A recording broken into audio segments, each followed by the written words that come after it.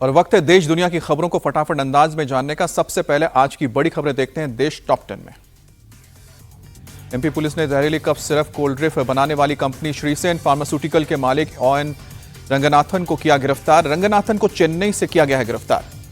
MP police ने बीती रात पूछताछ के बाद रंगनाथन को गिरफ्तार किया। छिंदवाड़ा पुलिस ने रंगनाथन की गिरफ्तारी पर 20,000 के इनाम का ऐलान किया था। एमपी के जबलपुर में नकली दवाओं के खिलाफ एक्शन जारी। कंपनी के 12 प्रोडक्ट की जांच के बाद ड्रग विभाग ने सील किया। गांधीनगर के बहियाल गांव में अवैध निर्माण पर चला प्रशासन का बुलडोजर। नवरात्रि के दौरान गांव में हिंसा के आरोपियों के मकान और दुकानों को किया गया जमींदोज।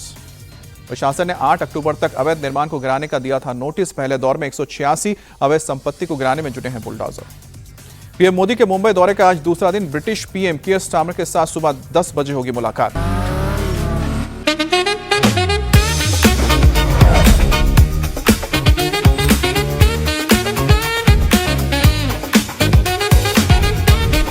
Pure technology that is built for your every sense.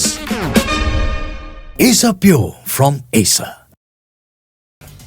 PM Modi और पीएम स्टारमर दोपहर 1:40 पर जियो वर्ल्ड सेंटर में सीईओ फोरम में करेंगे शिरकत। दोपहर 2:45 बजे ग्लोबल फिनटेक फेस्ट को करेंगे संबोधित। पश्चिम बंगाल में चुनाव की तैयारियों में जुटा चुनाव आयोग। मुख्य चुनाव आयोग की अध्यक्षता में कोलकाता में हुई बैठक। मीटिंग में SIR पर भी बातचीत हुई। ममता बनर्जी का केंद्र सरकार पर बड़ा हमला। कहा कि देश बर्बाद कर रही है बीजेपी।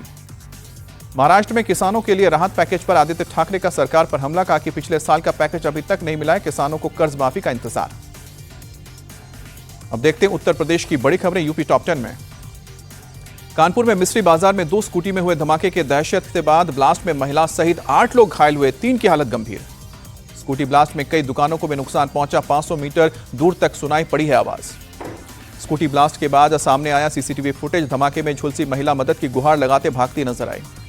धमाके के बाद एक्शन में कानपुर पुलिस और ATS मिस्ट्री बाजार की कई दुकानों से भारी मात्रा में अवैध पटाखों का भंडार भी जब्त हुआ। लखनऊ में कांशीराम की पुण्यतिथि के मौके पर आज BSP की श्रद्धांजलि सभा। BSP सुप्रीमो मायावती भी करेंगे शिरकत। कांशीराम स्मारक और रमाबाई अंबेडकर मैदान में BSP कार्यकर्ता जमा हुए। मैदान में ही कार्यकर्ताओं ने रात भी गुजारी। अखिलेश यादव की रामपुर के सांसद मुहिबुल्लाह नदवी के साथ तस्वीर सामने आई। आजम खान के विरोध के बाद अखिलेश के साथ बरेली तक गए थे नदवी। जेल से रिहा होने के बाद पहली बार आजम खान से मिले अखिलेश यादव। करीब 1 घंटे तक दोनों के बीच बातचीत हुई। यूपी के हापुड़ में रोड रेज में भिड़े कार और बाइक सवार। जमकर हुई मारपीट। बाइक सवार 2 लोगों ने कार वाले की पिटाई की और पुलिस ने दोनों बाइक सवार को पकड़ा। अयोध्या में CM योगी ने किया रामलला के दर्शन। हनुमानगढ़ी में जाकर पूजा की।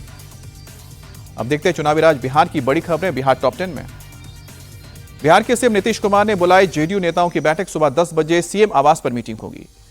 चिराग पासवान के सुर बदले। कहा कि सीटों को लेकर मेरी कोई डिमांड नहीं है। मेरी मांग सिर्फ बिहार फर्स्ट, बिहारी फर्स्ट। सही समय पर फैसला लिया जाएगा। जीतनराम मांझी का भी 15 सीटों पर अल्टीमेटम। कहा कि अगर 15 सीटें नहीं मिली तो नहीं लड़ेंगे चुनाव। उतना ही मांग रहे हैं जितना मेरी पार्टी को मान्यता मिल जाए।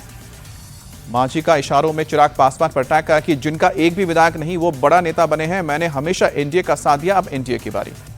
जनसुराज पार्टी आज दोपहर 2 बजे जारी करेगी उम्मीदवारों की पहली लिस्ट। प्रेस कॉन्फ्रेंस में प्रशांत किशोर करेंगे ऐलान।